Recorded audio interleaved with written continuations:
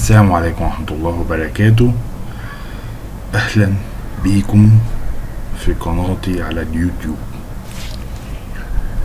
في الدروس السابقة بفضل الله عز وجل قدرنا نتكلم عن الماتلاب وواجهات المستخدم، وتحدثنا قليلا عن النوميريكال والميديا بروسيسنج. في السلسلة دي إن شاء الله هنتكلم عن التفاضل والتكامل. أول درس في السلسلة أنا رفعته من وقت كان هو النهايات. دلوقتي هنكمل تاني في السلسلة إن شاء الله ونبدأ بالتفاضل. قبل ما نتكلم عن التفاضل بالماتلاب والبارشال نتكلم الأول عن مفهوم التفاضل وبعض القوانين المحفوظة لدينا كيف أتينا بها، مثل تفاضل تالت الساين، مثل تفاضل تالت الكوساين، مثل تفاضل انفيرس الساين، مثل تفاضل الاكسبوننشال. على أي أساس قلنا أن تفاضل اي أس اكس هو نفسها اي أس اكس.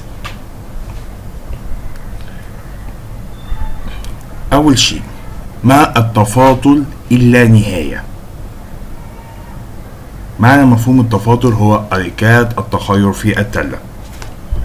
وقد العلماء بمفهوم من هذا المفهوم التغير فهو بكل بساطة أن طرح عددين متتاليين مقسوما على الفترة.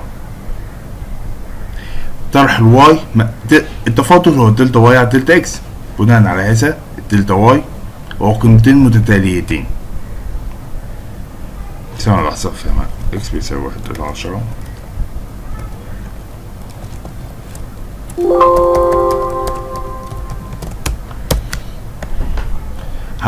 هو نقطتين متتاليتين هنا وهنا. هذا هو الواي.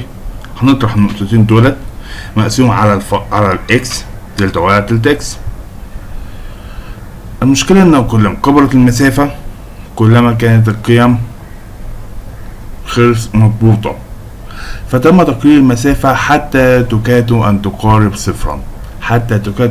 صفرا، فهي ليميت. إذن فالتفاضل ما هو إلا ليميت a إلى الصفر ساين x f of x بلس a ناقص f of x الكل مقسوم على ال a، حيث أن ال a هو الدلتا x، وال f of x وال f of x بلس a وال f of ناقص ال f of x هي النقطة التالية مطروحة من النقطة القديمة مقسومة على المسافة ما بينهم. ومن هنا يأتي مفهوم التفاضل.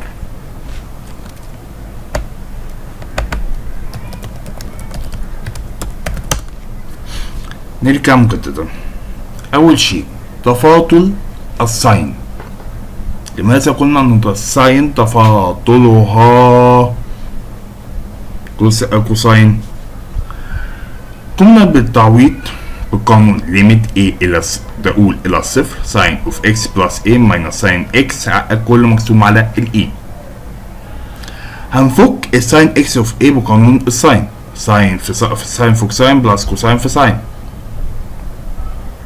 هناخد المعاملات اللي فيها ال a لوحدها ونطقه الساين x هناخدها عامل مشترك فتبقى كوساين a ماينس 1 الكل مقسوم على a بلس ليميت كوساين x في ساين a على a.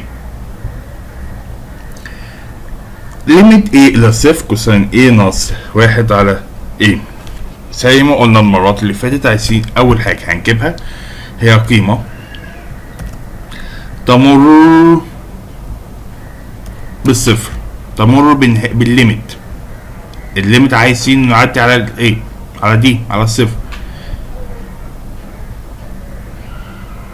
تاني حاجة نعوض في المعادلة y بيساوي كوساين a ماينس 1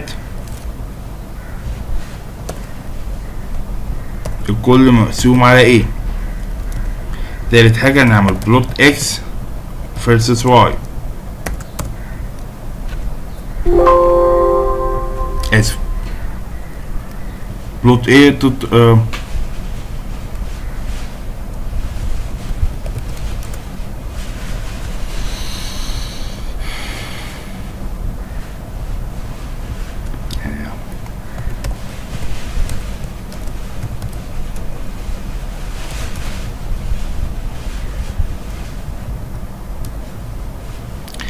نلاحظ من الرسمة أن الصفر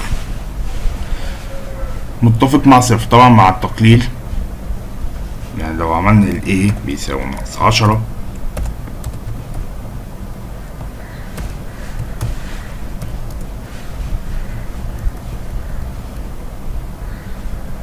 نلاحظ من الرسم أن كلما اقتربنا من الصفر اقتربت النتيجة أيضا من الصفر.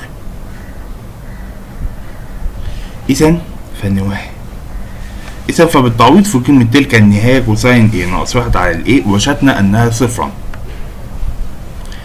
نأتي بتلك القيمة ساين A على A نشر y2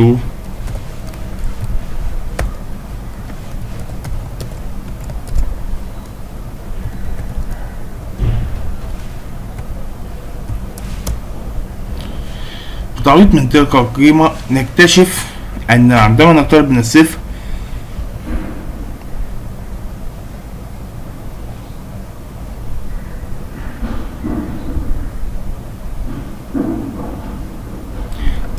عندما نقترب من الصفر تقترب الناتج من الواحد،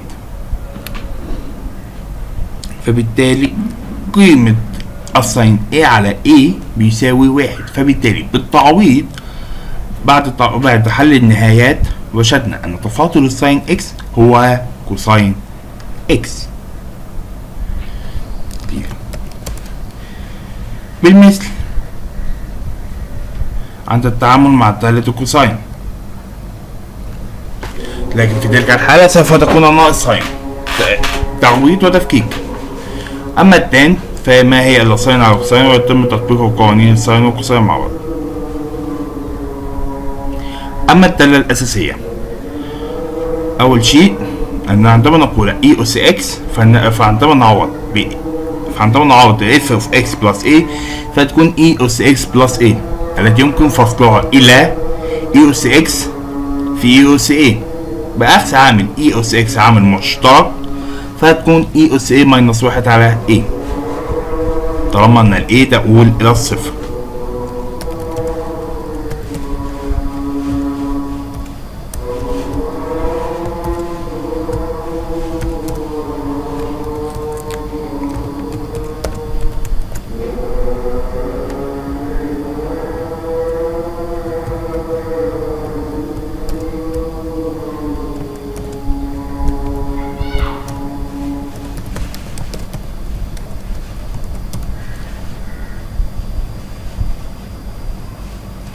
ونكتشف أن عندما تقترب ال A من الصفر يكون القيمة بواحد. إذن فنهاية E أس A ناقص 1 الكل مقسوم على A بقيمة 1، وبالتالي تفاضل ال E أس X هي نفسها لأن النهاية أدت إلى 1.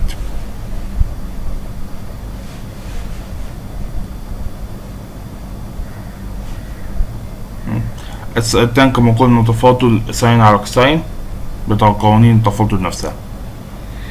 نأتي إلى طرق حل التفاضل باستخدام التعويض، وهي تنجح دائما مع الارك ساين الانفيرس. الساين انفيرس اوف اكس بيساوي مطلوب ايجاد ساين تفاضل الساين انفيرس للاكس. في تلك الحالة لا نستطيع لأنه لا يوجد قوانين فصل للانفيرس ساين، فأفضل شيء قلنا أن ساين انفيرس اوف اكس بيساوي واي. إذن فإن الاكس بيساوي ساين واي، تي على تي اكس للساين واي بيساوي تي على تي اكس للاكس، فبالتالي هذا سوف يكون قيمة تفاضله 1. أما ذلك فسيكون قيمة تفاضله تي واي على تي اكس في كوساين واي. إذا فإن تي واي على تي اكس المطلوبة هي 1 على كوساين واي، تي على تي واي على تي اكس الناتج اللي هذه هيكون 1 على كوساين واي. من قوانين الكوساين أن ساين تربيع واي زائد كوساين تربيع واي بيساوي 1، فإن كوساين واي بيساوي 1 ناقص الساين تربيع واي. إذن الدي واي على الدي اكس اللي هي يساوي سالب واحد على الكسر تربيع الواحد ناقص ساين تربيع واي. الساين تربيع واي قلنا ان الساين واي هو الاكس من القانون، اذا فان الساين تربيع واي هو الواحد ناقص اكس، فتفاضل سالك هو الواحد على كسر تربيع الواحد ناقص اكس تربيع. اذا ان الدي واي لا الدي واي هي تلك التفاضل وليس هذا. نفس الامر في الكوساين انفيرس.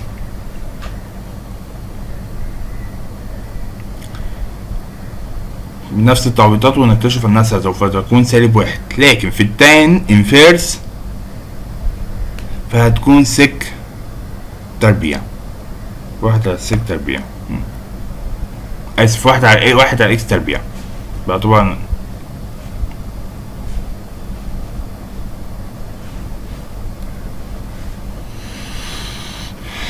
اتمنى ان يكون عجبكم الدرس. ان شاء الله المرة القادمة سنتحدث اكتر عن البي دي اي والاو دي اي في المرة القادمة ان شاء الله.